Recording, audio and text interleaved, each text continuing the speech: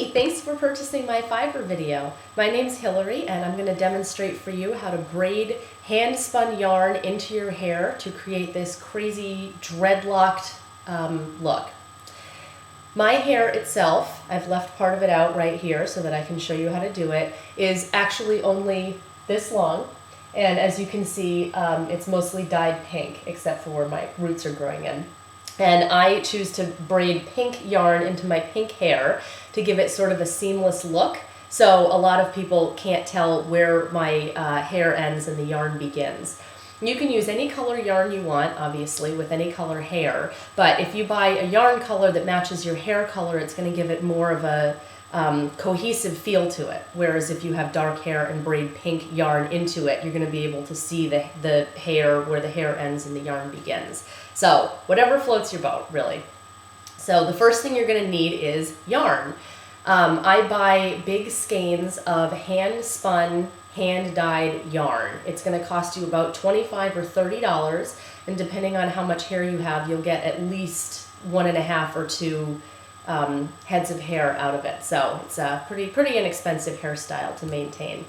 The reason that I use hand-spun wool, or yarn rather, is because it tends to go from being very thick to very thin to very thick to very thin. So it gives the hair a very varied feel and it gives it a lot of volume. So you want to make sure you buy something that's hand spun. And I also buy hand dyed yarns because they all have a really unique color shade. I go for skeins of yarn that vary in color within each ball. So this one, for instance, goes from being hot pink to being a sort of peachy orange color, and then you have a really wild hairstyle. So that's the first thing you need to do, is buy your yarn. I buy mine from yarn shops so that I can actually see what it looks like in person. You can also buy hand-spun yarn skeins online, but then it's a little bit harder to tell what color you're working with. All right, so I'm going to show you how I braid yarn into my hair. Let me first put up the rest of my hair to get it out of the way. So this part right here, I'm going to re-braid some of my hair to show you how to do it. The first thing I do is wash my hair. I condition it and then I dry it off a little bit. And then I take some hair gel and run it through my damp hair because that will help keep the braid together without having frizzies. My favorite brand of product to use is called Jonathan Dirt Texturizing Paste. You can get it at Sephora. And another brand I really like is the L'Oreal Studio Line Overworked Hair Putty Styling Paste, which you can probably find at any drugstore. It has sort of a thick feel to it. It's not sticky. It just is sort of a nice paste. And I just put a little bit in there and drag it down, and that will help keep the hair in the braid without looking frizzy. And the next thing you're going to need is a comb. So once you have your hair damp with your hair product in it, you're going to comb it out. And I work with sections of my hair that's about 2 or 3 inches at a time. When I go to redo my hair, I will take it out in small, manageable sections so that I'm not stuck with half-finished hair if I don't feel like doing it all at once. All right, so what I do when I go to braid yarn into my hair is I part my hair where I normally would part it, and then I braid it along the part, as you can see right here. This is where we're going to be braiding it. I recommend doing that because that's the way you're used to styling your hair, and if you just braid willy-nilly and then try to part your hair, it's going to look messy. So I always do it along the part. So the first thing that you're going to do is you're going to cut the yarn to the length that you want to work with. It has to be longer than the length of your hair, and I'll show you why in a second. It should probably be at least 3 inches longer than where your hair ends. I prefer to use very long pieces of yarn so that I have very long hair. You can also try braiding some long pieces in there, and if you think it's going to drive you crazy and it's too long, then you can cut it. So what you do is you decide how long you want your yarn hair to be. So I usually wear mine about that long. And then when you figure that out, you cut one really long piece of yarn, which is twice that length.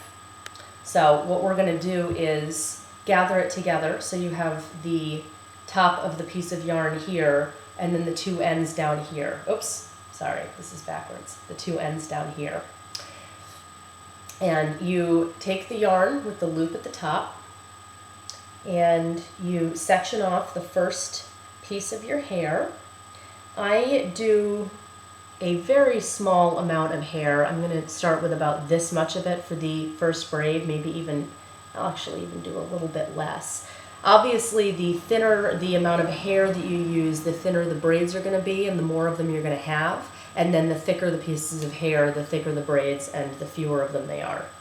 So it's going to take you longer, obviously, if you do thinner pieces, but that's how I prefer to do it. So you take the piece of hair you're going to work with and you split it in half. I'm going to tuck this behind my ear so that you can see what I'm doing. Come on, get back there. All right, so you take that one piece, which is going to be your first braid, you divide the hair in half, and you roll it in your fingers, just the top of it. And then you're going to take the piece of yarn that you cut before, and you're going to take the top of the yarn, and you're going to take one strand of the yarn and roll it, which way am I going? Right here. You're going to roll it into your hair just a little bit because that's going to help it catch at the top. So I'm going to roll it in there. So we have the three strands of what are going to be the braids. So the first strand is your hair rolled against a piece of yarn. The second strand of the braid is just your hair. And the third strand of the braid, which is right here, is just a piece of yarn. So I roll it up a little bit because it gets the braid to be tighter against your scalp, which is important because otherwise it looks messy. So when you've got them all rolled in together, you start braiding. And when you start at the very top of the braid, you want it to be as tight as possible. So try to pull as much as you're comfortable with without hurting your hair because you want it to be as close to your scalp as possible. It's not going to be flush against your scalp. It's probably going to be 3 or 4 centimeters down because that's just the way that it works. So I have started my braid, and it's very important that at the top of it you're pulling it very tightly, and each piece that you're braiding you want to pull out. You don't want to pull down. You want to pull it across because that's going to make it tight at the top, like this. I've gotten to the point where I can do it pretty quickly. So you just keep braiding, and once you feel that the top of it is snug in there, you don't have to pull as tightly for each braid. So you're going to keep braiding down with your 3 strands. So I'm working with the yarn and the hair together. I'm working with the yarn by itself, and then your hair by itself. So you keep going down. And the braids are probably not going to look perfect, but you have so many of them and so much yarn going on that they don't have to be perfect. All right. So when you start to get down to the end of your own hair, you need to be very careful to look and make sure that you don't have little frizzies happening because that's going to drive you crazy, and you want to fix those as they're happening. So if you start to get frizzies, I recommend rolling your hair again because that will help keep the pieces together. And as you can see, there are a few strands of hair that are going to stick out of your braid. You're not going to be able to fix that. So that just happens, and I'll show you how we can rectify that. So you're going to braid it all the way down to the bottom. And when I have about 1/2 inch of my hair left, I'm going to pull that piece of hair all together. So I'm going to take the part that was with the yarn, and I'm going to take the loose piece, and I'm going to put them together for the very end of it because it's going to help anchor the braid at the bottom. And braid it as far down as you can go, even when you're working with just the little wisp at the end of your hair. You want to go all the way down to the end because otherwise you're going to have a little part of your hair hanging out. All right, so I have no more of my hair left. So this is all of my hair braided in with the wool, and then I have these 2 long strands of wool left over at the end. What you do now, really easy, you make a simple knot with the ends of the wool and you pull it. And so now you have your braid, you have just a single knot, and then you have two pieces of yarn hanging down right here. And so that's how you make each braid. The next part of what I do, I take a teeny bit of that hair putty, again, that I was showing you earlier, and I just run it down the length of the braid because that's going to help keep the braid together, and it's going to help with the frizzies. And I'll do this maybe about once a week. I'll just run a quick strand of just a little bit of the putty down each strand of the braid just to help it look neat.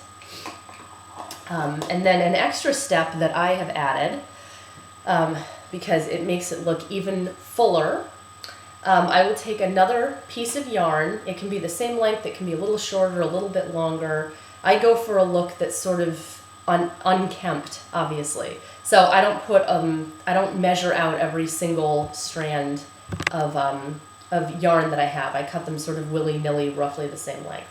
So after I finish each braid, I'm going to cut another piece of yarn. This one is a little bit shorter than the one I'm working with. You put it underneath the braid. You sort of center the yarn on there. So you put it under the braid at the very top, and you just tie a knot at the top of the braid, and then you leave it. You don't have to do that extra step, but the reason I do that is because it makes it look even fuller and crazier, which is why I have such a big head of hair.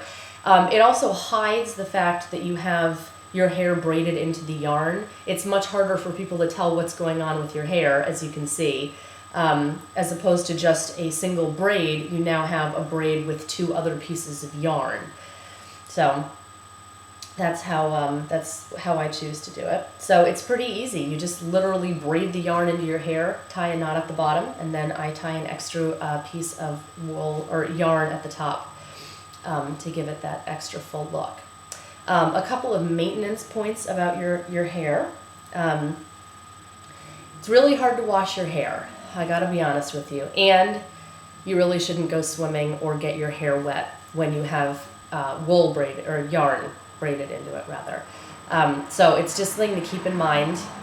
Don't do it in the middle of the summer if you really like going to the beach and swimming. So to wash your hair, what I do is I will pile all of my hair on top of my head with a rubber band, make a big ball, and I will take a little bit of shampoo. You don't want to use conditioner because conditioner is too slick and it's going to have the braids fall out a little bit. I take a little bit of shampoo and I'll wet my hands, and you just sort of massage your scalp a little bit, and then you want to just wash it out of your hair as carefully as possible. You really want to avoid getting this giant ball of yarn wet. Really don't want to do that.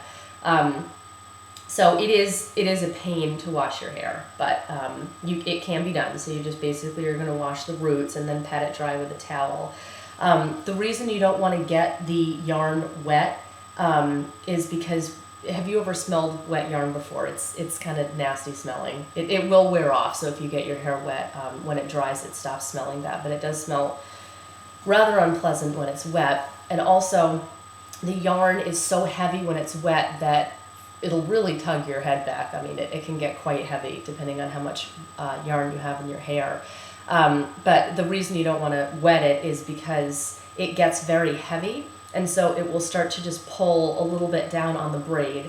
So it won't pull it out ever because it's in there pretty snugly, but it will pull it out far enough for it to look messy, and it starts to mess the roots up a little bit. So you can go swimming with yarn braids in your hair, but I would recommend not doing that. So that's a question I get a lot. Another tip for you is I sleep with my hair up in a ball on top of my head. If you sleep with it down, first of all, it's going to drive you crazy because it's just braids everywhere. But it also helps keep the braids tighter when you put it up in a ball on top of your head, because it's not stretching it and you're not going to roll over on it and stuff, and it's just easier. So sleep with it up. I redo the braids about every 3 weeks. You can tell when you need to redo it because they start to get frizzy. They just won't lay as flat against your head, and they just start to look a little bit messy. It's funny to say that they look messy with this hair, but you'll be able to tell when they need to be redone.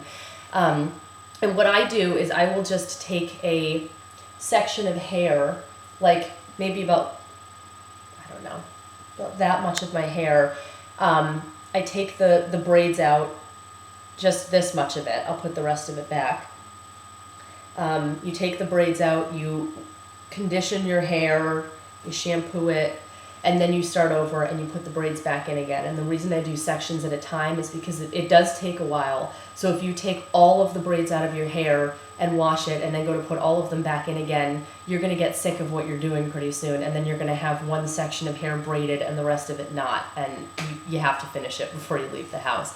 So I've learned to redo it in manageable sections. So this much hair would probably take me about half an hour to braid, maybe 45 minutes. I used to do it in front of the mirror, and I can just do it when I'm watching TV at this point. So I'll take a half hour every once in a while and redo part of my hair. To do the entire head of hair, it takes me about 3 hours, which is why I don't do it all in one sitting. I have also shaved the back of my head from here on down because the braids became too heavy, and honestly, I like the way it looks.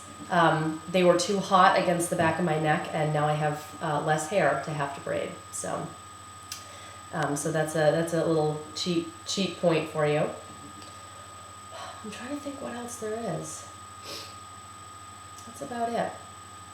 So you want to make sure that you pick a beautiful ball of yarn in any color you want. I've tried doing multiple colors. I prefer to just do keep it within the same shade. I've done blue, green, pink, purple all at the same time, and it's a little much, but there's a lot you can do with it. So you can put it up, you can wear it down, you can do pigtails, you can do a ponytail, you can even wear it in, you wear your braids in braids, and as you can see I have a feather in there too. So it's a pretty easy process to do. It's a little time consuming the first time you do it, but once it's in there, it stays in. And if it is too long, you can cut it. Just make sure you don't have it cut too short. You wanna at the very shortest have it about 2 to 3 inches past your hair. Oh, and when you go to take the hair out, or take the yarn out of your hair, sometimes you can just pluck the knot apart with your fingers. And if you can't do that, you can take tweezers or a bent paper clip and just stick it in the knot and kind of just work it a little bit, and it will start to come undone, and then you can pull the braid apart as you go up very gently, and then at the very top you just take the piece of yarn out, and then that one that you tied in, if you choose to do the tied in one at the top, will just fall right out. And when your hair comes out, it's going to be extremely kinky, and the ends of it are probably going to be a little bit of a mess, but it really doesn't hurt your hair. Believe it or not. The ends of it, the very, very ends of it become damaged because you're tying it in a knot, so you will have to trim that, but it's a very, it's pretty safe for your hair. I've found no problem with it, so it's a great way to change up your look easily and not hurt your hair. So I hope that was helpful. You can feel free to email me if you have any additional questions, and thank you again for purchasing my fiber video.